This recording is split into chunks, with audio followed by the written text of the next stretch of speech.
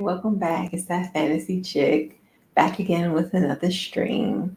It's another Monday, and we're going to be talking about uh, the Mandalorian and Titans. Titans is back with 2 episodes. They came back with 2 episodes, but no Flash. There was no Flash last week. I thought that we're going to do the episode with Oliver last week, but apparently not. So we'll see if that's this week or if it's, we'll see if that episode is going to happen this week or what on another date.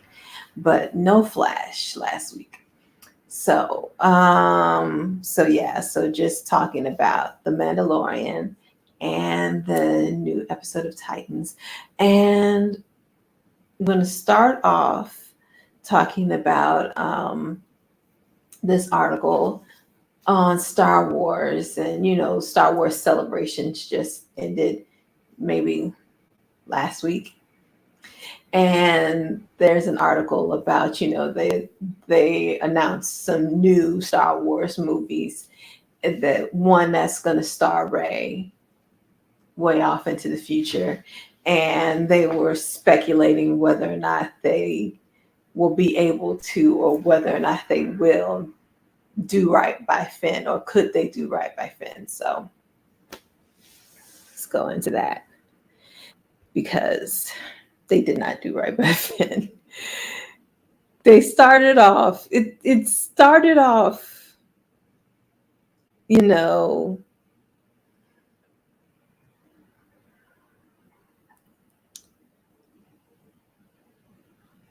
let's see. Is this it? Here we go.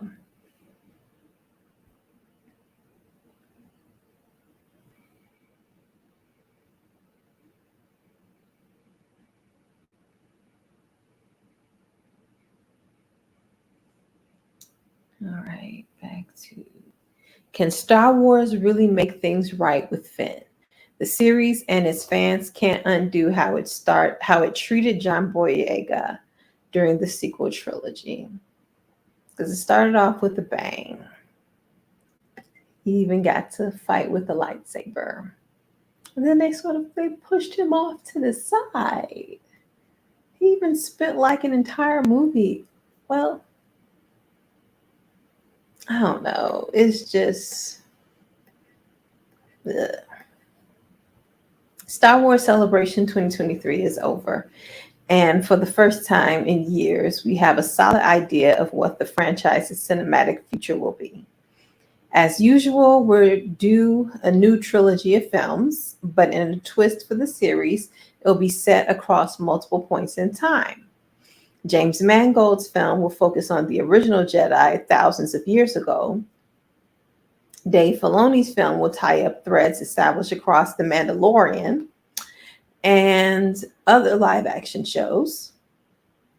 And Charmin Obey-Chinoy's movie tackles the post-rise of Skywalker period, with Daisy Ridley set to return as an older version of Rey that's determined to establish a new Jedi Order.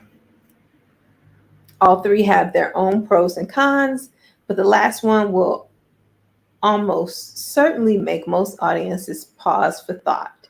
It isn't just that we'll finally see what the universe has been like after Palpatine returned via Fortnite, and then essentially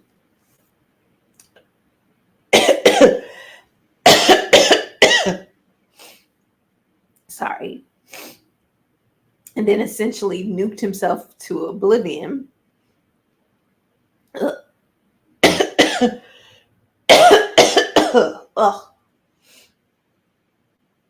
Ugh. It's the changing of the seasons. Ugh. My allergies, sorry. Reuniting with Rey means that the currently untitled film will have to address John Boyega's Finn, the other Force-sensitive newcomer who seemed set up as the trilogy's protagonist before the release of The Force Awakens, and then wasn't.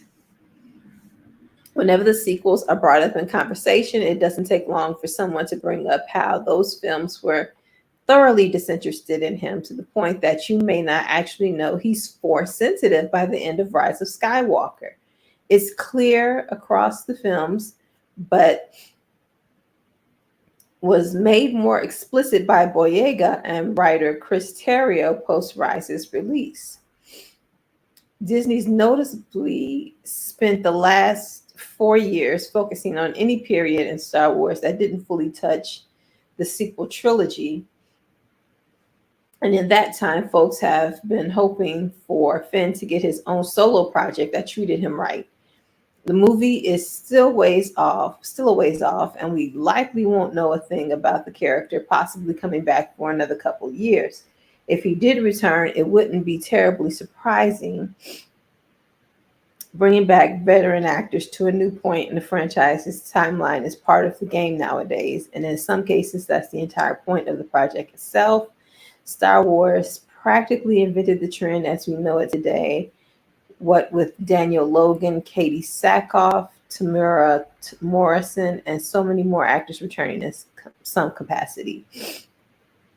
Unless the character's original actor is straight up dead, and even that may not be a deterrent anymore, there's a good shot you'll see them come back again at least once. What's worth asking, though, is if Finn coming back in his Jedi Prime is actually a win for Star Wars or a win for the image of Star Wars. The fan base got pretty racist toward the character and Boyega back then, and what made it worse was that for the most part, Disney effectively left him to fend for himself. Fandoms being incredibly racist is nothing new, and the series ran into that issue again with Obi-Wan Kenobi's Reva, Moses Ingram. Unlike with Boyega and his co-star Kelly Marie Tran, who was also targeted by toxic fans, Disney was more active in keeping Ingram safe from racist trolls, and that protection was similarly extended to Leah Saba Jeffries in the upcoming Percy Jackson Disney Plus adaptation. What many consider to be a win for Finn is he effectively got to show up as a Jedi Master, not unlike what happened with Ahmed Best. What many would consider to be a win for Finn is if he effectively got to show up as a Jedi Master, not unlike what happened with Ahmed Best. Best played Jar Jar Binks in the prequel trilogy, someone who was widely reviled across the years to the point that the actor admitted it gave him depressive and suicidal thoughts. Best recently appeared on The Mandalorian as his Jedi OC Kelleran Beck, who, as we saw in a flashback, rocks 2 lightsabers and saves Grogu from being Order 66. But it's clear that the fandom hasn't learned anything since then. They just moved on to other targets, and even with Disney gradually becoming wise to what's going on, the fandom remains Star Wars' biggest enemy. Unlike other actors in this franchise, Boyega had made it quite clear that he doesn't really have much of an interest in coming back to Star Wars now that his contract is done. As recent as last year, he's still been fairly candid about the ways that Disney and Lucasfilm failed him and Tran when the pair were largely being introduced to the world via these movies. Time and money changes one's perspective on things, sure, and he indicated not too long ago that he's found some closure on the matter. But that doesn't change the fact that both the company and fan base made the experience of being an up-and-coming actor deeply unpleasant for him because he was Black. Yet having Finn come back to the fold 15 years later and doing Force stuff with a lightsaber would be cool. Well, one can imagine it'd be cool. Jury's out on the execution, since Star Wars' tendency to bring back legacy characters has a spotty track record. But it'd also be more than a little self-congratulatory on the part of both Disney and the Star Wars fan base at large. Neither party has really earned the right to ask if Finn can or should come back. and they probably never will. And if the film feels a little awkward because he's not there, that's not really Boyega's fault or problem. It all comes down to him, obviously. And if he feels like he's in a position to get better treatment for his character and ensure he and other actors of color in that film are properly protected. Either way, he was done dirty. Can't really be the way he was done dirty can't really be wiped away, even if Finn had a sick new lightsaber or showed up with Poe as his husband. So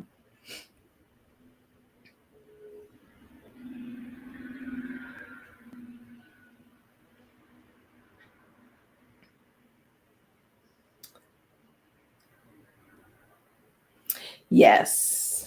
Yeah, it was crazy. I didn't even start watching what do you call it, Obi-Wan, until it was almost over. But I just heard this about it was so overwhelming that I heard about the hate, and I didn't even know who she was on the show. I just knew there was a Black person on the show just pissing people off.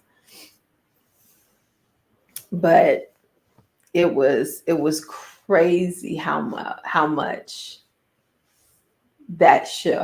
that character pissed people off in 2022. But this is the world we lived in. Finn as a Jedi Master would be fire. Finn I feel like they really dropped the ball with his character. They dropped several balls with his character because there was just so much potential, especially with him starting off as a stormtrooper. For him to start off as a stormtrooper and to end up as a Jedi would have been the dopest character arc, and they just pissed it away.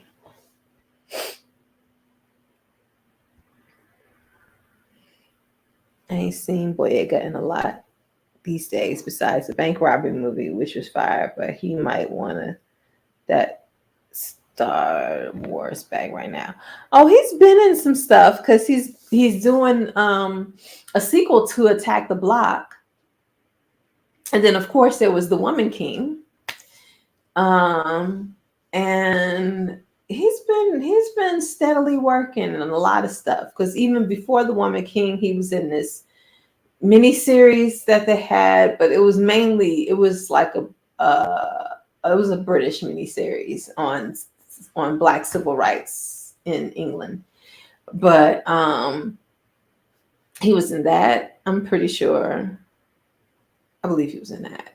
A lot of British Black people was in that, but I can't remember what streaming channel it was on. It was either Hulu or Amazon. It was something I didn't have. I think it was Hulu, so I didn't get a chance to see it.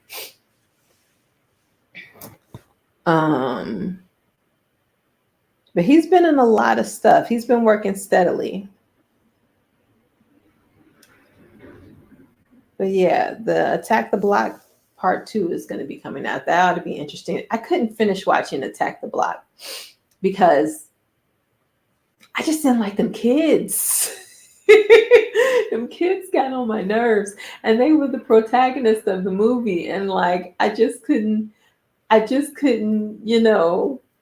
cheer them on against aliens, and they got on my last nerves. But maybe I will sit down and watch the Attack the Block so I can see the sequel to see how they've grown.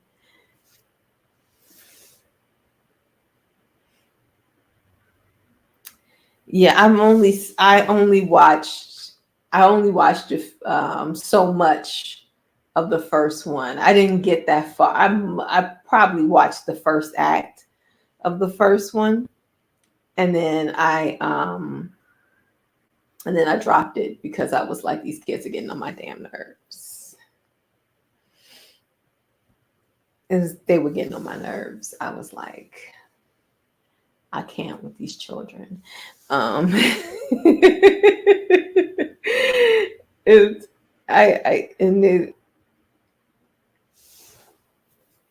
I just couldn't. I just couldn't. They were annoying. But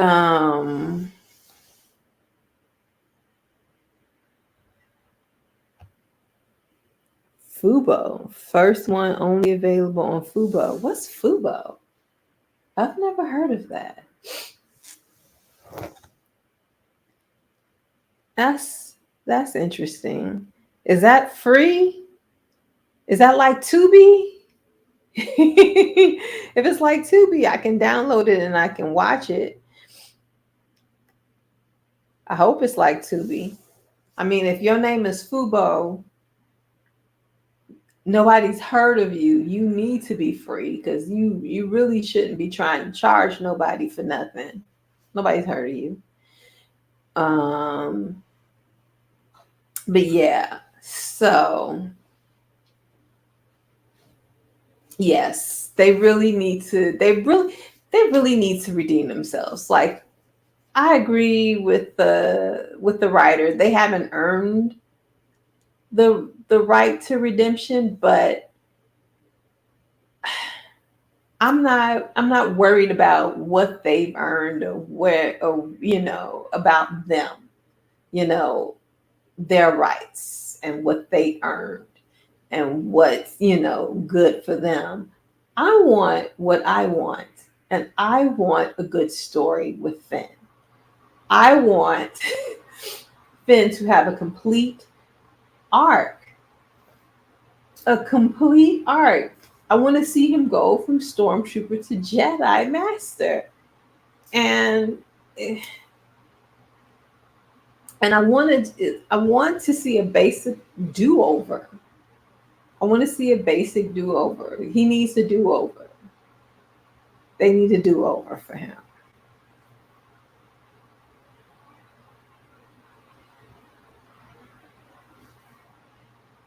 I don't think it's free. Hmm.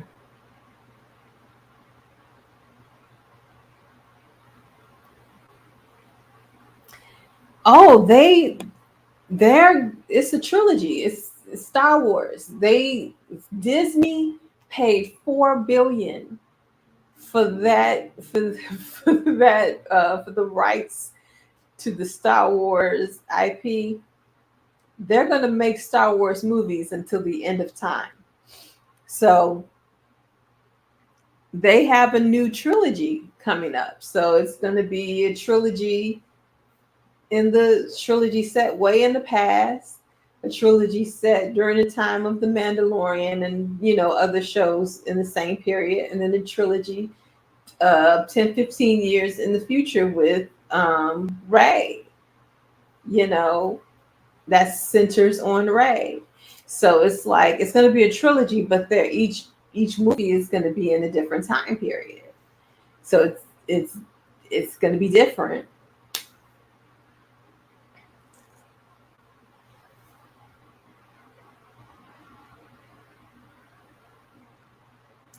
Oh yeah, George Lucas walked away when they spent $4 billion for Star Wars. Disney spent a lot. They spent 4 billion for Star Wars, and I think they spent 4 billion for Marvel. They Disney was dropping cash. They were dropping cash for the rights to these properties. So they're gonna make Star Wars movies and TV shows until the end of time. There will always be Star Wars movies. There will always be Star Wars TV shows. After spending 4 billion on it, there will always be Star Wars properties out there. They're never gonna stop. They're never gonna stop. So speaking of Star Wars and the Grogu show, so I gotta remember because I watched this. When did I watch this? I watched this a couple of days ago, so I gotta remember. Oh, so cute. Grogu in the robot suit.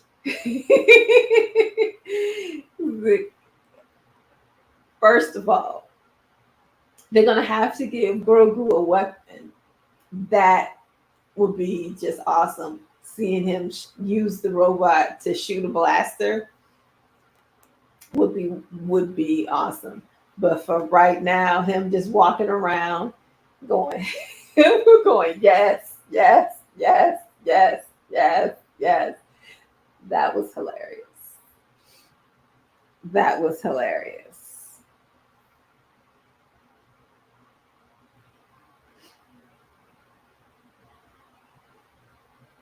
Be everything besides a Jedi. I think he's good. I think he still has the possibility. He's very young. He still has the possibility to be a Jedi because he still uses his powers. And remember, Luke himself was only trained for like what, a couple of weeks with Yoda. He had as much training with Luke as Luke had with Yoda. And he was much younger than Luke was. I feel like he should be further along than Luke was. And that he should be able to pick up more as he gets older. But do you think this is the best episode yet? I felt like I guess so. I just felt like when it got to the Mandalore and they showed up and the stormtroopers showed up in Mandalorian suits and Beskar armor, I was like, this is some bullshit. So that's who rescued Moff Gideon, the stormtroopers. And they did it in Beskar armor. So the New Republic is going to think it was the Mandalorians, but it was really his stormtroopers. So not only did they frame the Mandalorians, but they basically stole their resources. Oh, yeah. I guess I was supposed to feel sorry for him, but I was like, oh, I know I'm supposed to feel sorry for him, but it's hard. It's hard to connect with a helmet. It really is. It really is. This is the way.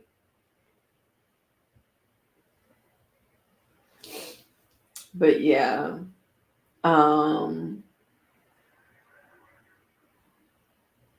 It was interesting. I mean, so you had Bo-Katan's Mandalorians, you had Din Djarin's Mandalorians, then you had the Mandalorians who survived and who were still somehow living on Mandalore, and they all come together, and now all of a sudden, here's Moff Gideon to come tear it all apart, and now they're gonna have to not only fight him to keep him from destroying the little faction that they have left that they've grown together, but they have to rescue Din Djarin. This is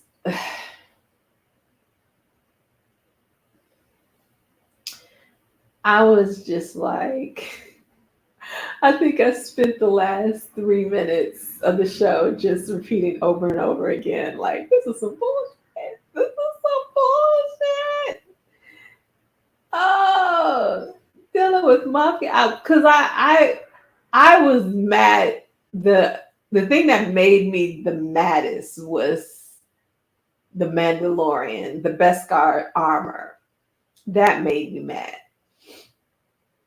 But just the fact that they got this close to really retaking the world, and the fact that the New Republic is so, oh my goodness, this is just so ridiculously slow that Moff Gideon is out here making moves, and y'all didn't even realize he didn't make it to his own trial, and y'all didn't even go look for him, and he's out here about to destroy Mandalore all over again, and it's like,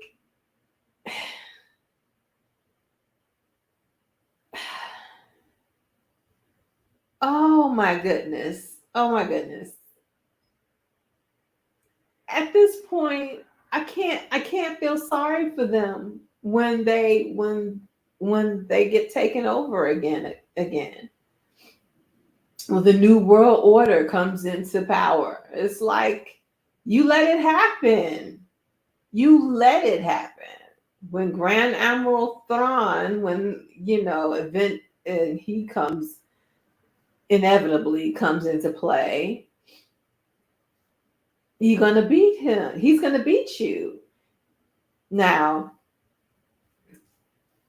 in the in the universe before the original universe, before that got wiped away, because when Star Wars, when Disney bought Star Wars, there was a whole bunch of books and this whole extended universe of they had. And in this extended universe, even though like the books was written by a whole bunch of different authors, they pretty much sort of from book to book just kept the same universe going. So like I think Han and Leia had about 3-4 kids. A couple of them were twins, and then Luke had a wife, and they had all this stuff going on, and Admiral Thrawn was a part of that universe, and he was trying to come up then, and they were able to beat him because the New Republic, they were being ridiculous, of course, but then you had Han and Luke Skywalker and Leia there to figure out that something else was going on. But because we can't continue to rely on them in this timeline to come and save the universe.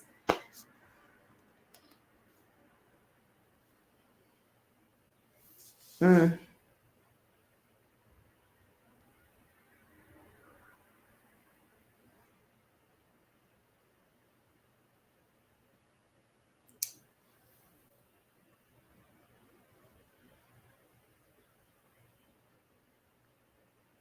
I don't think so.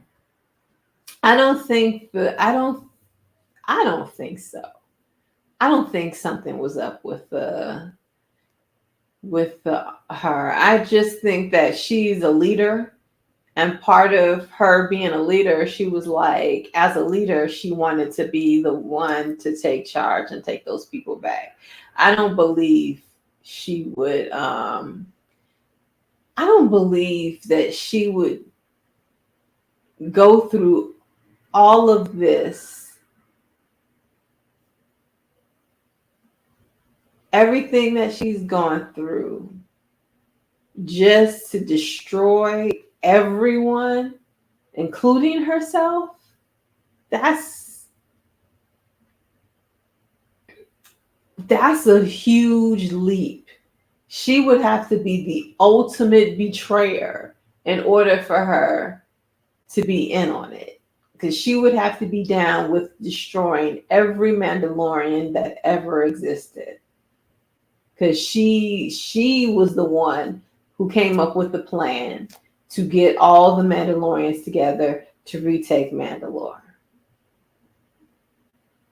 So I don't believe she's the ultimate betrayer.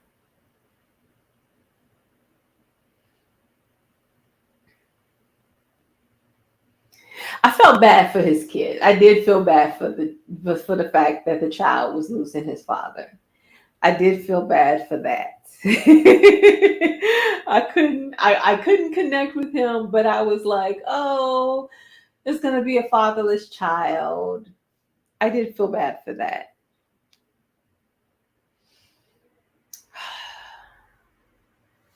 Uh, I saw somewhere, I was reading something today where I saw a headline and they were like, the fans are going to be satisfied with the season finale. I'm like, really? This, or the fans are going to be, either the fans are going to be satisfied or the fans are going to be thrilled with the season finale. And I'm like, really? We'll see. So they're making it seem like it's going to be a good finale.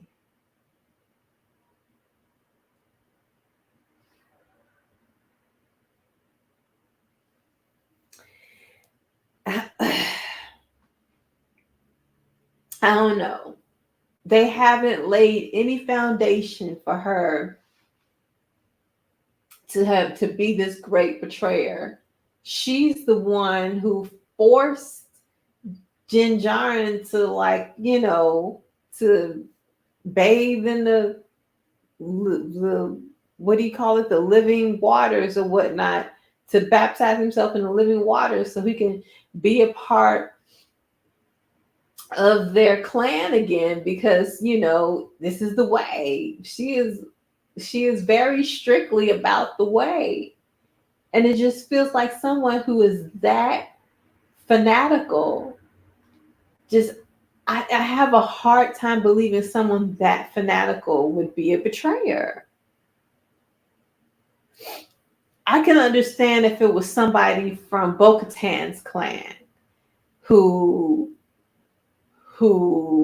became disillusioned and who wanted to team up with Moff Gideon. But I don't know. I don't know.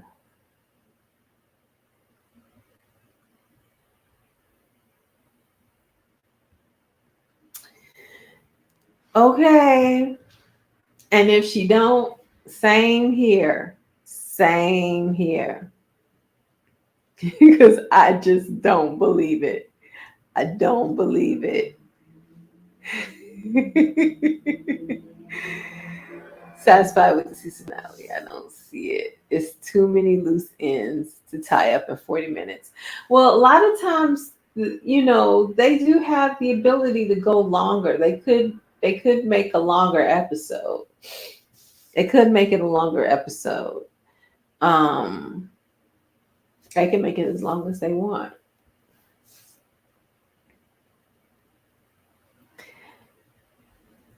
Wasn't that a mythosaur? Wasn't that a mythosaur that destroyed their ship? Because it came out from the ground. I could have sworn that was a mythosaur that destroyed their ship um when they were rolling in that ship before they went down into the down to where the forge was. I could have sworn that looked like a mythosaur, because or maybe not, but it looked like a mythosaur to me.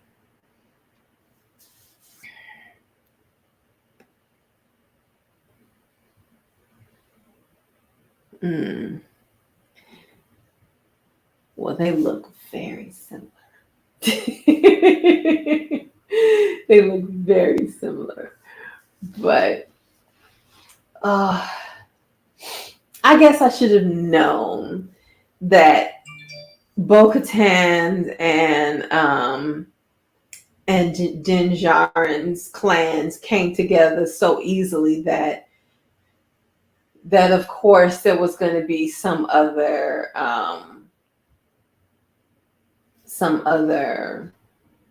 conflict when they got to, I mean, I knew Moff Gideon was coming.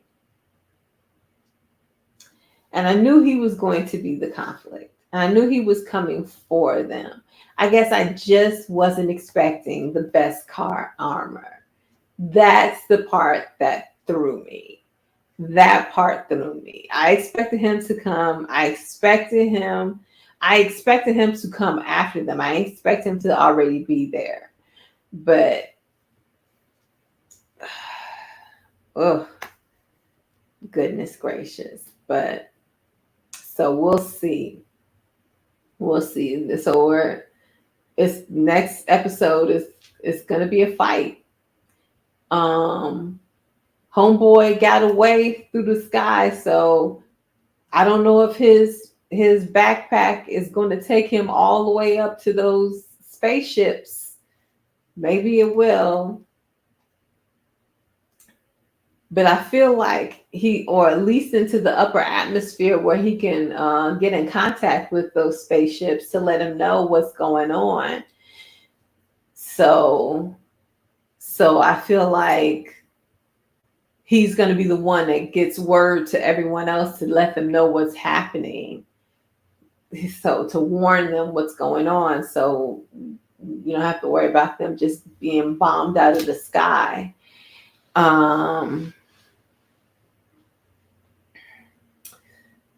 So at least there'll be a fair fight, or fair-ish fight. So we'll see. We'll see. We shall see. And we shall see. I feel like, because you got Grogu in this little robot suit. But he also, the way he came in and he used his Jedi powers in the fight with what's his face? With Boba Fett, he should be able to use his Jedi powers in this fight on the Mandalorian. He should be able to fight with them then. That was another thing when he got into this, when they was putting him in the suit, and he was like, he's too young. He's too young for this suit. He's too young for the suit, but you wanted him to fight and duel with all the other kids who are like 10 times his size. But he's too young for the robot suit. Whatever.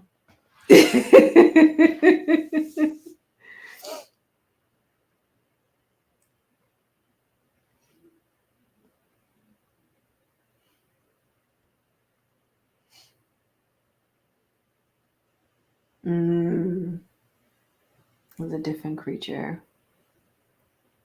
Any thoughts on the scene where Bo-Katan exposed that she tried to surrender and Moff played her? I thought it was a very interesting scene. It was, especially because now we know how he got the Darksaber. And I don't know, it just felt, especially when he showed up in the Beskar armor and saying, just talking all that talk and saying, give me back the Darksaber, blah, blah, blah, blah. It just felt par for the course for him. It just really felt like, it felt truly believable and definitely in line with his character. And yeah, it was definitely believable for him. And for her, I can see her trying to, not trusting him, but trying to, do a Hail Mary play, trying to save her people. Like, I know if I don't do this, we are not going to survive anyway. I can try this and see if we can survive. See if he will, keep his word so we can survive. So, it was a lose-lose situation. She had a tiny chance that she could win. I mean, that it would work. So she went with trying to save her people.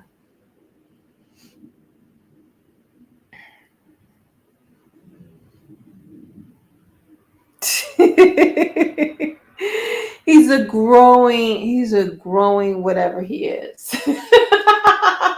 Nobody ever said what type of alien him and Yoda are, but he's a growing kid. So he's a growing kid.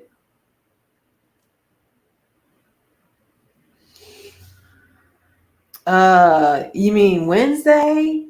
Probably not. I probably won't be able to get to see it Wednesday because of work. um uh yeah. And I don't know. I don't know if I'll be able to get to see it before I finish work. We'll see. We'll see. We'll see if I can try. I'll try, but I don't know. It most likely won't be until next Monday. But okay. So that's it for the Grogu show. Now on to Titans. So Titans came back um with Niklaus from the Vampire Diaries. Now he's Brother Blood. He went through his ritual. He became Brother Blood, and they were all scattered everywhere. And when everything was all said and done, Connor still had attitude, even though he was the one who ruined the plan. They were gonna just bop in, get the dude before he can do the ritual, and bop out. But because Connor went in all big and bad, they had to try to rescue him too. But he messed up the plan. But he was like, he blamed them. I'm like, do you not see the part where you got yourself captured? But whatever. Blame the rest of the Titans. Blame the rest of the Titans for your faults. But I guess that's the Lex Luthor in him coming out. So he gets into a fight with them, but eventually he finds this book in the temple that was left to him by Lex Luthor. And he's like, give it to Richard. He fancies himself a detective. Let him detect. So they use the book to find out that now that he's Brother Blood, he's also going to need to get this horn to do this other ritual. So now they need to find the horn. And so they figured they can use Raven because Raven's his sister, and use Raven to find the horn and blah, blah, blah, blah. And they end up driving to the coordinates to where this horn is supposed to be. And at first they don't see anything, but they keep driving, and eventually they drive through some place that's not on the map. It's called Call's Folly or something. And when they get there, like it was they were in the RV. It was 3 of them in the RV and 2 following in the car. So the people in the car following behind them just see the RV disappear. So they're in a whole nother dimension, so they can't see them anymore. So basically the horn is being kept in this town, and all of the residents there are being kept being controlled by this music that plays 24 hours a day. It makes them forget who they used to be and gives them these completely different identities, and teaches them to be followers of Brother Blood or whatnot, and to protect the horn as well. So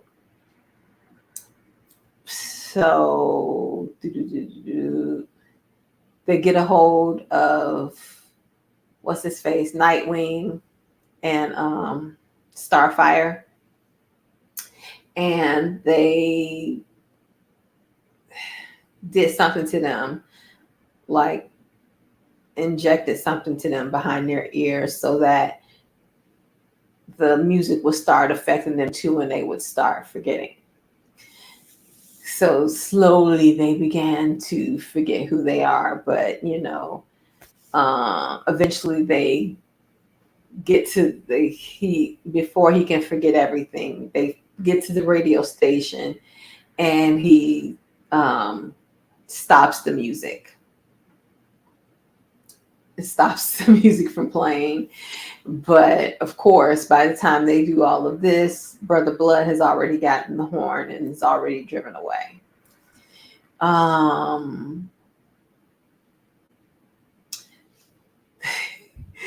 That is what's happened in both the episodes.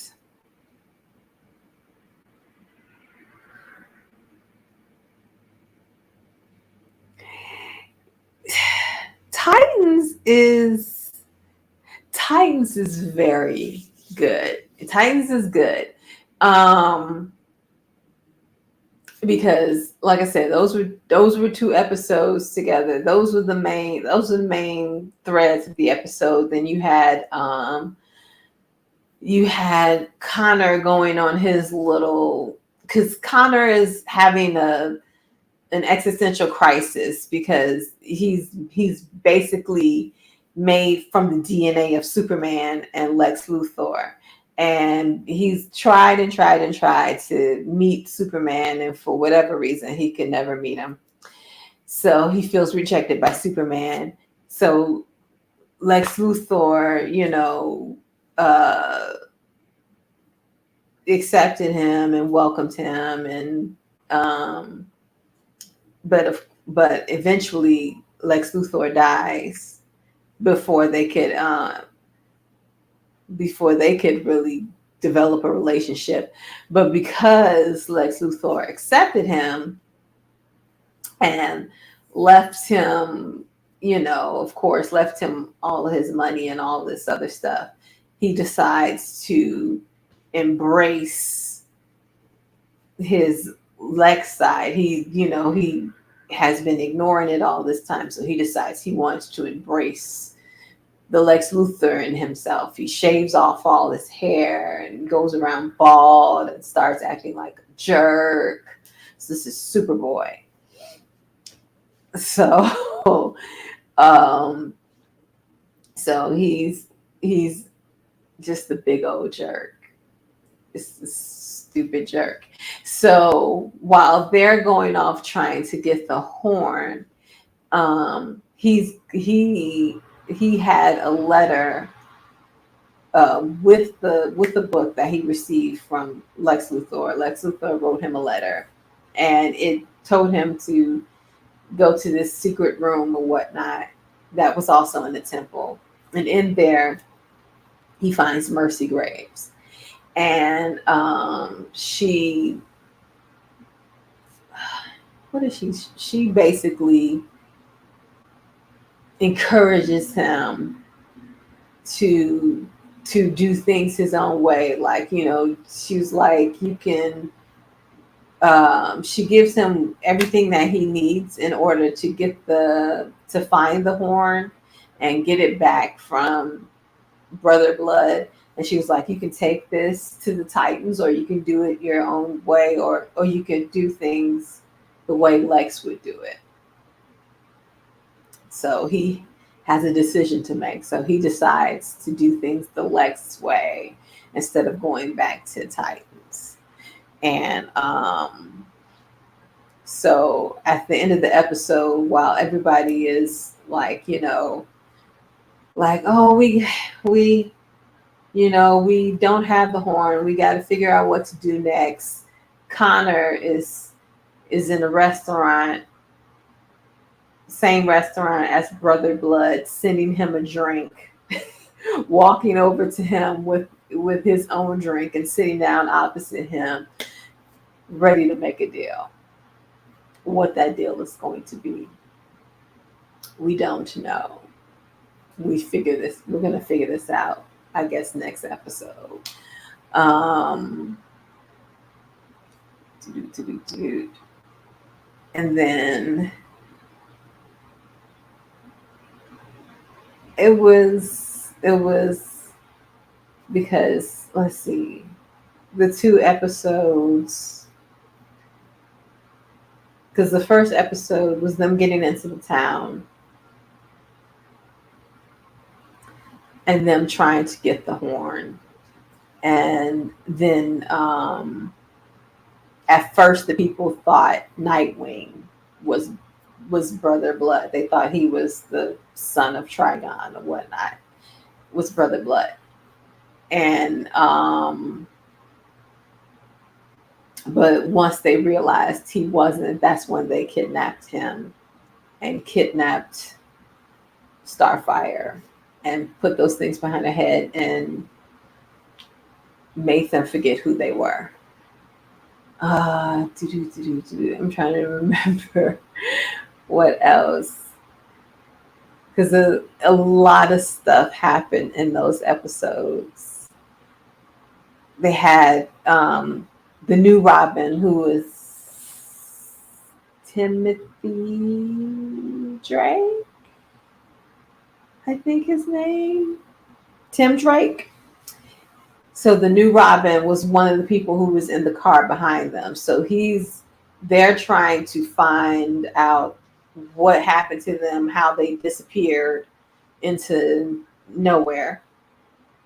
So it was him and somebody from, I forget what lab. It's somebody from a lab. He usually works with Superman, but it's some lab that they work with. And so they, using all this equipment, he was tracking Starfire's signature, and then as she was like forgetting who she was, like as she forgot who she was, her signature went away. So he couldn't track her like that anymore. And they made it to the radio station a little bit before Nightwing did.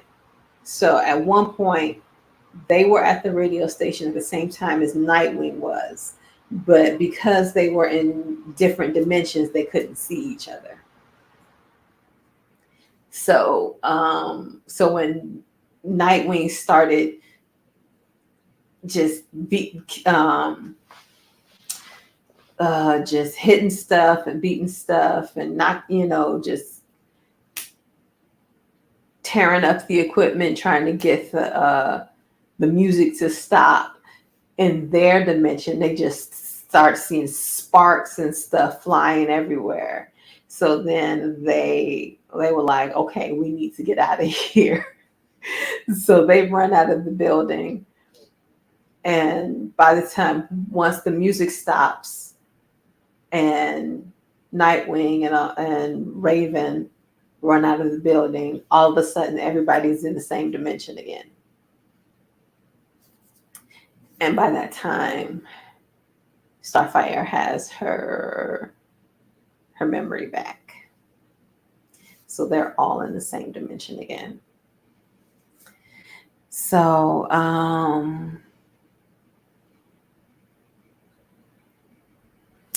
it's very interesting.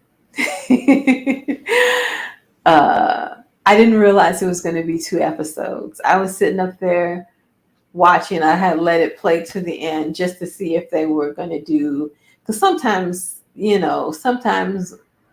they may do a promo just to see if there was going to be a promo, but it was like next episode. And I was like, next episode? I was like, it just started back Thursday. Why? How is there 2 episodes? And then I looked and I saw that they dropped 2 episodes Thursday. So 2 episodes got dropped Thursday. But this Thursday is only going to be 1.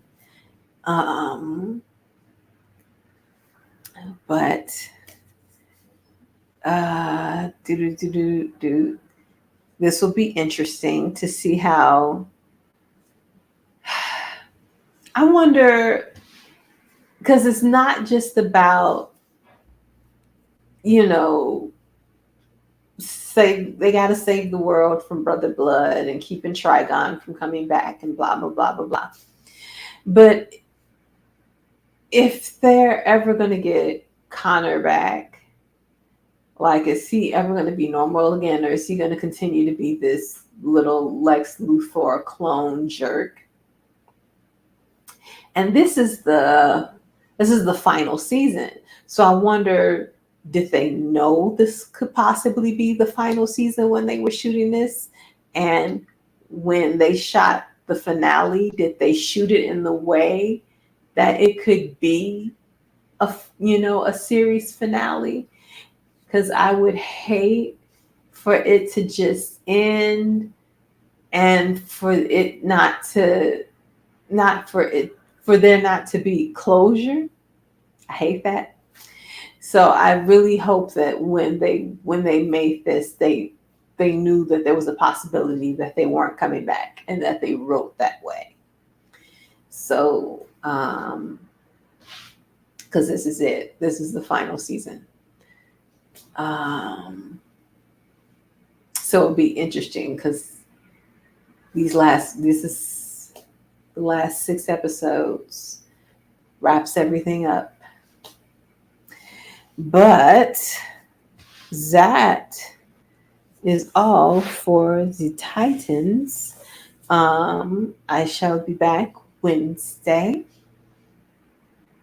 and we shall see whether or not I have watched The Mandalorian, but I will definitely have seen Superman and Lois and Gotham Knights if they have new episodes, because I don't know, maybe shows are going on, sometimes I didn't check to see if there were new episodes this week. So if they have new episodes, then that's what I'll be talking about. So, but that is all for today.